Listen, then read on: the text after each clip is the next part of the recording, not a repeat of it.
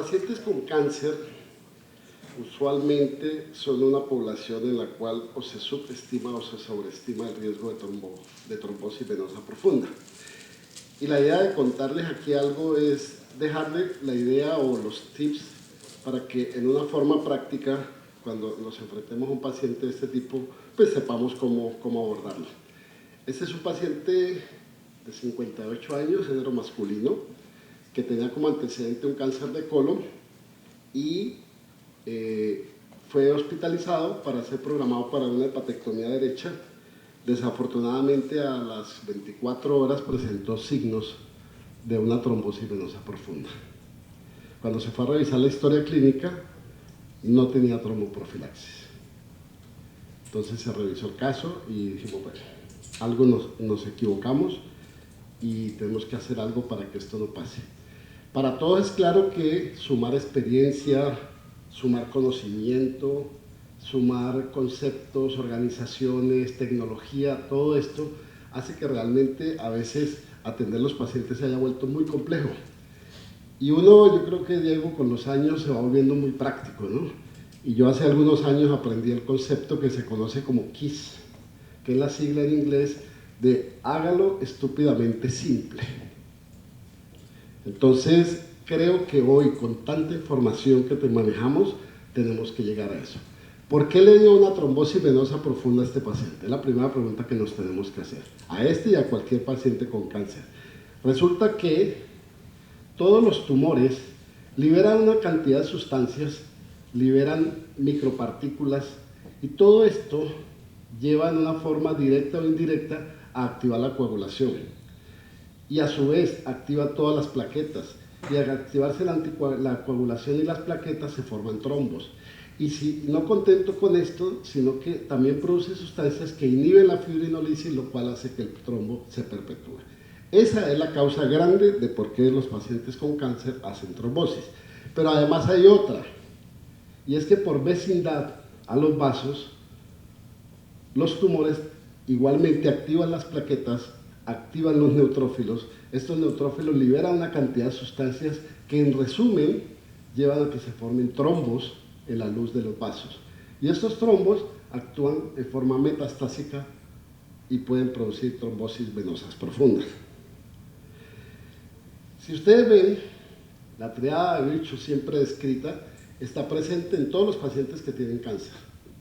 Pero además de eso, tenemos que sumarle que si el paciente tiene mayor edad, tiene mayor riesgo de trombosis. Si es mujer, tiene mayor riesgo. Si es de raza negra, tiene mayor riesgo que si es blanco, hispánico o asiático. Que si tiene comorbilidades, tiene riesgo de trombosis. Y si no se mueve, también.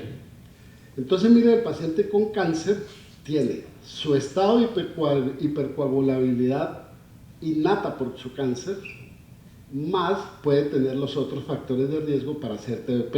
Es decir, en resumen, todo paciente con cáncer tiene 6 a 7 veces más riesgo de presentar una TBP que un paciente que no tenga cáncer.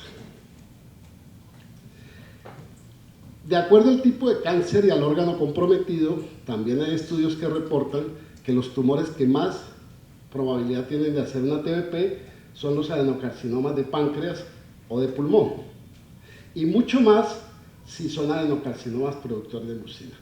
Estos pacientes tienen casi 17 veces más riesgo de presentar TBP que los que no tienen adenocarcinoma. De acuerdo al estadio clínico del tumor, también se aumenta el riesgo de TBP, siendo mucho mayor en los estadios avanzados de cualquier tumor, estadios clínicos 4 o 3, que son los que ya tienen casi metástasis.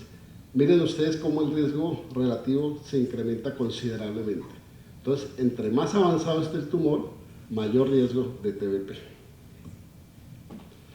Desde el momento que hacemos el diagnóstico, los 6 primeros meses son el periodo de mayor riesgo de presentar una trombosis venosa profunda. Algunos dicen que el primer año. En términos generales, entre más próximo haya sido el diagnóstico, mayor riesgo de TBP vamos a tener en los pacientes que tienen cáncer. Como cualquier paciente, cuando un paciente con cáncer se hospitaliza o va a ser llevado a cirugía, ya tiene implícito un riesgo de base para tener trombosis venosa profunda. Entonces, en forma sencilla, paciente con diagnóstico de cáncer, lo hospitalizo por una neumonía, por cualquier cosa, o lo voy a operar, ya tiene riesgo de TBP y requiere de tromboprofilaxis. ¿Qué tenemos que hacer entonces nosotros los médicos para prevenir estos eventos adversos? Pues ir a la literatura, leer, aprender, buscar guías. Hoy encuentran ustedes montones de guías en la literatura médica. La recomendación es que escojan una, la que ustedes quieran. Reúnanse como grupo, definan cuál van a usar, la del CHES, la de Sociedad de Oncología, en fin. Para mí, la mejor de todas siempre ha sido la del NICE. Es una entidad gubernamental inglesa que no tiene influencia de nadie, sino ellos solitos ahí trabajando, y son los que dan las pautas del manejo de los pacientes en Inglaterra. La última actualización de esta guía fue en marzo del año pasado, y ellos ¿qué nos dicen? Primero, hay que evaluar a todos los pacientes, todos, esto incluye a los de cáncer, y definir si van a tener su movilidad reducida. Es la primera pregunta que hay que hacer con los pacientes. Si su movilidad va a estar reducida durante el tiempo de hospitalización, ese es un factor importantísimo que hay para indicar una tromboprofilaxis. El segundo paso, evalúe los factores de riesgo. El doctor los mencionó ahora, existen muchos factores de riesgo, pero lo más importante es que si al ingreso no los tiene, que de hecho el hecho de tener cáncer ya es uno, pero supongamos que es un paciente normal y no tiene ninguno, reevalúelo permanentemente durante su hospitalización, porque pueden aparecer factores de riesgo con el tiempo. Y simultáneamente hay que evaluar si tiene factores de riesgo para sangrado. Estas dos medidas son las que nos van a permitir definir qué hacemos. Existen muchos instrumentos para medir estos riesgos, listas de chequeo, listas de chequeo sistematizadas. Usen la que quieran, pero usen alguna, por favor. Con esto nosotros definimos si le damos tromboprofilaxis farmacológica o tromboprofilaxis mecánica. La mecánica existen muchas, unas mejores que otras. Probablemente la compresión neumática intermitente es de las más efectivas, pero tenemos que tener claro, porque si ustedes ven hasta ahora, prácticamente todos los pacientes con cáncer deberían tener tromboprofilaxis, pero no, hay algunas excepciones. No le debemos dar tromboprofilaxis a pacientes con cáncer ambulatorios. Así vengan a recibir quimioterapia, no la necesitan. Así tengan catéteres centrales, no la necesitan si están ambulatorios. Hay excepciones, probablemente una, puede que haya otra, pero esta es la más importante de todos. Los pacientes con mieloma múltiple que están recibiendo quimioterapia con estos medicamentos antiangiogénesis, talidomida, pomalidomida, más esteroides, deben recibir tromboprofilaxis. ¿Con qué? Con aspirina o con heparina de bajo peso molecular. ¿Cuánto tiempo? Todo el tiempo que dure la quimioterapia. Es probablemente la única excepción a quimioterapia en la cual hay que dar tromboprofilaxis. Si el paciente lo traemos a una cirugía menor, no hay que darle tromboprofilaxis. No la necesita porque el de aquí sale ambulatorio. Sí debemos dar cuando lo hospitalicemos por alguna razón. Vuelvo y les digo, el simple hecho de tener cáncer ya es un factor de riesgo. Si lo operamos, con mayor razón. En forma estándar, 7 a 10 días posoperatorio debe recibir tromboprofilaxis. Se recomienda cuando sea una cirugía abdominal o pélvica o una cirugía grande de largo tiempo, dar tromboprofilaxis durante 4 semanas mínimo. ¿Y qué hacer cuando ya ocurre la trombosis venosa profunda o el TEP? Pues ya no tenemos nada que hacer, ya toca tratarlo bajo los estándares que hay.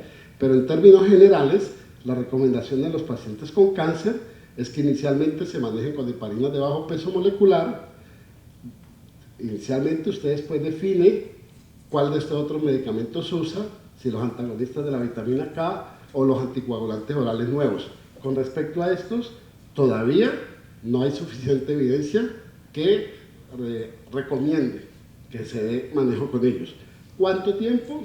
Pues el doctor hablaba ahora, pero en promedio 6 meses. ¿Qué sí tenemos que hacer?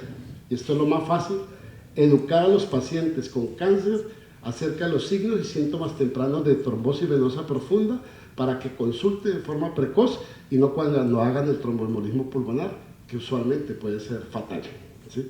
Entonces hay que educar a los pacientes en la consulta. Por favor, no demos tromboprofilaxis en las etapas finales de la vida. No prolonguemos la sobrevida de pacientes terminales con medicamentos de este tipo. No se recomienda dar. Con esto, que ustedes ven es bastante simple, yo espero que la próxima vez que veamos a este paciente, pues lo encontremos sin un evento de TBP, ¿sí? En una forma muy sencilla, muy fácil y muy práctica. Muchas gracias.